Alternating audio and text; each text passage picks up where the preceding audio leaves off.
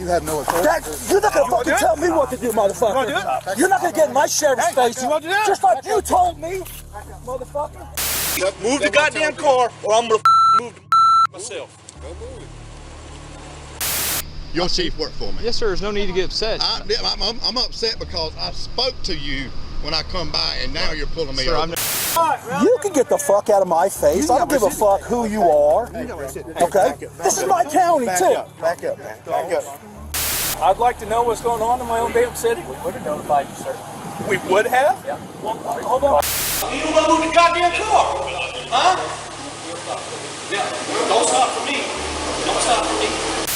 July 16th, 2024, 8:30 p.m., Columbus, Georgia. It was supposed to be just another night of keeping the streets safe. But what happened at the Muscogee County Jail? Well, that was something straight out of a crime novel. So, what went wrong? Let's dig into it. It all started with overcrowding. Sheriff Greg Countryman had been sounding the alarm for weeks, warning everyone about the jail's limits. But on this night, a special crime suppression operation between Columbus Police, the Georgia State Patrol, and the Sheriff's Office tested those limits and tempers. The sheriff had made it clear, deputies first, State Patrol second, and Columbus Police last. Fair? Maybe not, but those were the rules. And when Deputy Blaine Atkins cut the line, things went from bad to worse. Hey, Snipes, they're still denying us. God bless America. They won't let us in. They won't let y'all in. They won't let me in. Ain't that right? Ain't that right? Nah, you go in there before us, I'm gonna raise hell. Watch this. Oh, yeah. I'm gonna file a complaint, a legitimate complaint. That might look good. Mean bun, go at home. Boom. Out of there. Central, SB1, please. Lieutenant Ness are about to get a complaint. 100%.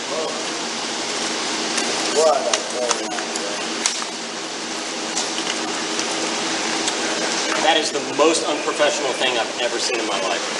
Hey. What do you think? How my legs so bad? So wait a minute. Oh, don't yell it. Don't start yelling. Hey, come on. All right, I'm gonna file a complaint. That's fine. That's fine. Good, how are you? Y'all have directives, I have directives. Sheriff says ain't nobody coming in, only 5 at a time. SO and GSP has priority.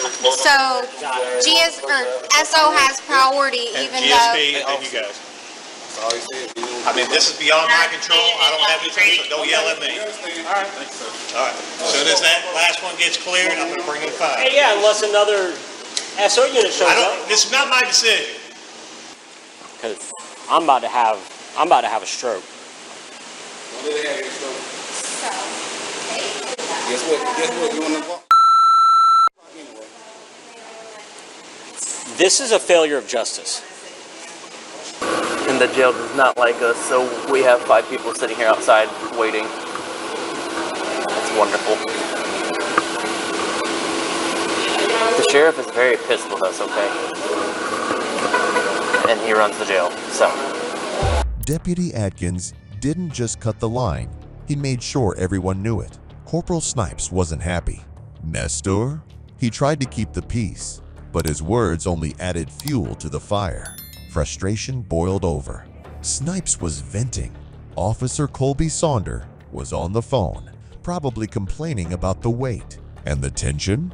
You could cut it with a knife. Them goddamn supervisors can. I understand. I get that. So I can get the out the way. All right, so I got a call to go to. I can't go to the car because y'all want to play stupid ass childish game. It ain't because of me, man. I got nothing to do with that. Sarge, I got nothing to do with that in there. It ain't my goddamn call. It's between the sheriff and the guy that works over there. It ain't got nothing to do with me. Move the goddamn car, or I'm gonna move the myself. Go move it. How you gonna move it? Move it. Move the goddamn car, man. Moving the car. Why? Huh? He's in that part. Y'all acting like a bunch of goddamn kids, man. I'm gonna go get my stuff because this is getting stupid. An hour later, Atkins tried to leave, but Corporal Andrew Fairbanks' patrol car was blocking him in. A coincidence? Probably not. Adkins asked Fairbanks to move. Fairbanks? He took his orders from Sergeant Vincent Lockhart, and Lockhart said no. Now, this is where things really heat up. Adkins storms off, furious. Fairbanks refuses to budge. And then, well, let's just say, tempers weren't the only things getting ready to explode. I'm not going to be de-armed outside of the jail.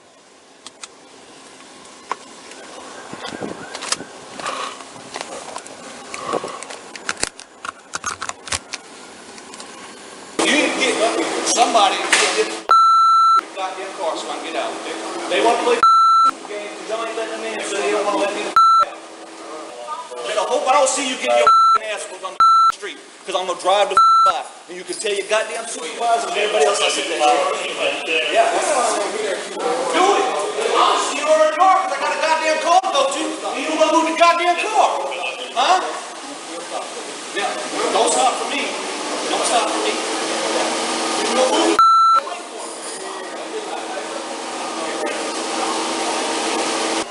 I don't know, but I'm probably going to quit. This is so stupid, dude. Back it up so we don't have to bring his ass. Listen, man, I'm only doing what my supervisor told me. I understand. This is ridiculous, and I hate that I'm dealing with this shit. But you're gonna have to talk to the sergeant over there. No, I'll be talking to the chief. Hey, chief, I'm sorry. We got a situation over here. We got CPD won't let our guys out, and they're about to go to blows. I'm asking your CPD officer to back up his car, and he's saying that his supervisor told him not to let it. And again, no one on our side is threatening. We're having a tit for tat over here. This is not my car right there, dude. I'm gonna leave the keys in there, dude. I really not wanting to be a part of to get charged with a crime, dude, for a stand, dude. I'm telling you right now, bro. I'm transporting. Possession Schedule 2, obstruction, and drug-related objects. So far, it's all felons. All right, get in your car before you people outside the fence. Get in your car, pull your prisoner out the fence. Captain Touchberry had had enough, felony charges or not. He told the officers to pack up their suspects and hit the road. And just like that, hours of waiting went up in smoke. But let's rewind a bit. Sheriff Countryman had already warned about overcrowding.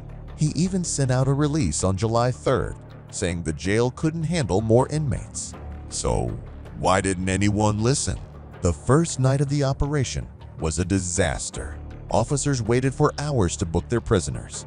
And on the second night, well, that's when patience ran out. By the end of the night, the suspects were released with court summons despite facing felony charges.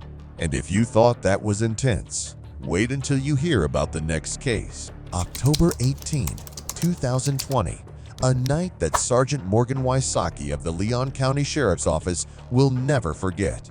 It was just another evening in Tallahassee when Officer Jonathan Scott noticed a red 2014 Jeep SUV making an abrupt left turn from the left turn lane on Centerville Road without waiting for the green arrow. Hey, are you licensed?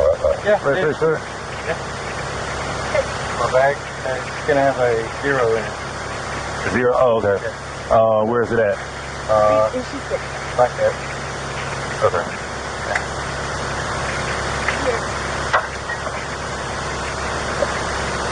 Is it, and you said the 0's in the bag? Yeah. Yeah. Okay, where is it in the bag? Take it, man. Just asking, where is it? No, don't go in there. Is it in this pocket? All right. In the bag. Okay, all right. All right, cool. All right, just grab your wallet for me. Just grab the wallet. You good? Yeah. Let's take the license out. I'll take it out. Okay. Yeah. All right. Can you take your license out for me?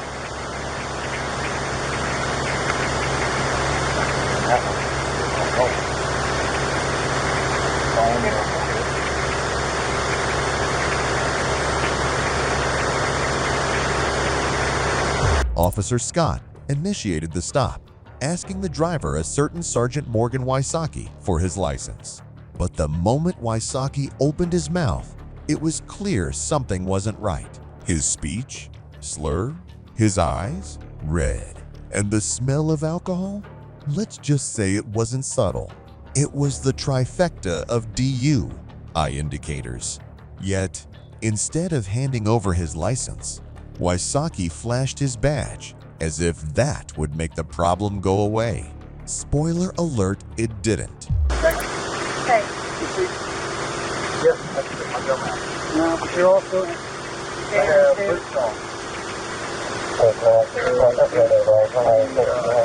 No, but you're going to go through the walk stand. I'm wearing boots. Yeah, you are. You just staggered and looked over the curb. What I want to do is I don't want to do anything. But what I want you to do is think about the position you're putting me in. Okay? I got called out here. I got called out. Okay? And since I've talked to you, I understand that I understand it. I'm not this person, stand back over here. Stand back over here. I'm going to ask you one more time. Stand back over here. Turn around, put your hands behind your back. Okay? They're gonna do it, man. They're gonna do it. 22 years.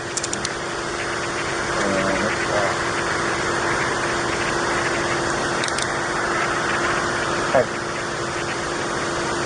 just leave up on the sidewalk for a second. Just stay with him for a second. Knowing the tight-knit relationship between the Tallahassee Police Department and the Leon County Sheriff's Office, Officer Scott wisely decided to avoid any potential conflicts of interest. He called in the Florida Highway Patrol to take over the investigation. Enter Trooper Anthony Machado, a man determined to handle things by the book. You have anything on you we need to know about? Okay. Ma'am. Apparently, what you can get, whoever this is. You tell me what you tell me. Okay.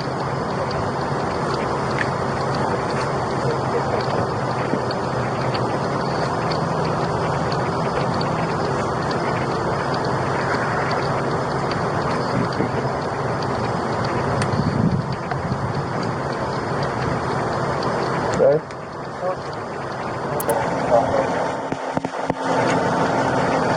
5 a.m. now. 10-4.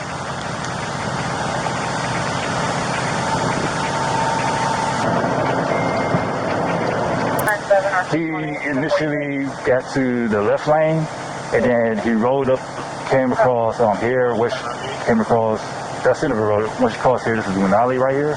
Okay, so when he made the turn, he took the inside lane? He took the outside lane, then went to the inside lane. So he failed. So when he made the left turn, he took a real wide left turn? Mm-hmm. So he took the outside lane. So right. Wide left turn. With Wysocki refusing to cooperate, Trooper Machado had no choice but to cuff him and take him to the station. Wysocki's arrogance didn't just earn him a DUI. It got him a one-way ticket to 12 months of probation, 50 hours of community service, a DUI Level I course, 6 months of license suspension, a victim awareness program, 30 days of vehicle immobilization, and a hefty pile of fines and court costs. Oh, and let's not forget the usual probation conditions. Justice served. January 30, 2024. A quiet day in Lexington, Oklahoma, until it wasn't. At 85 miles per hour in a 55 zone, one car was making a statement. No lights, no sirens, just reckless speeding. But here's the kicker. Behind the wheel wasn't just any driver. It was Sheriff Chris Amazon. Hello. Are you Sheriff Amazon? I'm going to SWAT call out. Okay, so this Polio, could you do an 85 and a 55? I was going to Going where? call out. Where are we going? The SWAT call out right over here. I didn't know we had one. We have an armed guy barricaded in the house. Used to be a Tulsa police officer. And where at? Right down here on.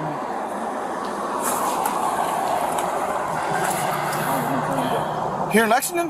Yeah. We have an armed person we don't know about. All right, I'll call our chief and let him know. 301 Lex. According to the Cleveland County Sheriff, we have a hostage situation at that location. When the Lexington police officer pulled the car over, he had no idea what he was stepping into. Moments later, he learned that a SWAT operation was already underway right in his city. But here's the problem. No one told him, or his chief, Ronnie Johnson. Talk about blindsided. What the fuck is going on? Tom right here. Where's Captain Tom? Captain Hawk. Yeah. Where's command? Excuse me, sir. What's going on here? We realize that I'd like to know what's going on in my own damn city. We would have notified you, sir. We would have? Yeah. Well, hold on. I've been down there to the PD all fucking day. According to the call, it says Lexington was notified, they refused to respond because of our call. Okay, I don't know who the fuck said that. First of all, sir, I know you're the chief. You're not going to talk to me like that. I'm just telling you what the call says. I don't appreciate all of this going on and nobody notified me a damn thing about it. Okay. I'm sorry, what's your name? If you want, got my ass later. Sir. He's a lieutenant. I am too. You're not going to talk about chief like that, sir. That's not going to happen. You can get the fuck out of my face. I don't give a fuck who you are. Okay? This is my county, too. Back up, man. Back up. No, you don't. He just said, what the fuck's going on? This is going to be good. According to the call, You need to stop. Lexington PD was notified. Chill out. Back up. Everything's going to be okay. But you need to back up. I get it that your chief is riled up, dude. Negative. But this right here ain't what We're not going to be disrespectful here. Okay. Sheriff, you need to back up out of my face, sir. You have no authority. You're not going to fucking tell me what to do, motherfucker. You're not going to get in my sheriff's face. You want to do that? Just like you told me, motherfucker. Get your hands off me, man. Back up, John. Hey, pull him back. No, he He's just in the came sheriff's up to my face. face and said the same He's shit. getting ready to go to jail. Stop. He's getting ready to go to jail. Stop. Both of you need to back off. This is our operation for Sumter County. Understand? Oh, yeah. Perfectly fucking clear. Go 10-8. Perfectly clear. Come on. Just to run that fucking relationship. I want that lieutenant's name so I can put his hands on me. Good thing that was recorded. As soon as Chief Johnson got the call, he raced to the scene. And let me tell you, he wasn't happy. Imagine finding out about a major SWAT operation in your own jurisdiction after it's already happening. Frustration doesn't even begin to cover it. When Johnson arrived, tensions were sky high. The chief and Sheriff Amazon stood face to face, and it didn't take long for frustration to boil over. But the real fireworks were just getting started.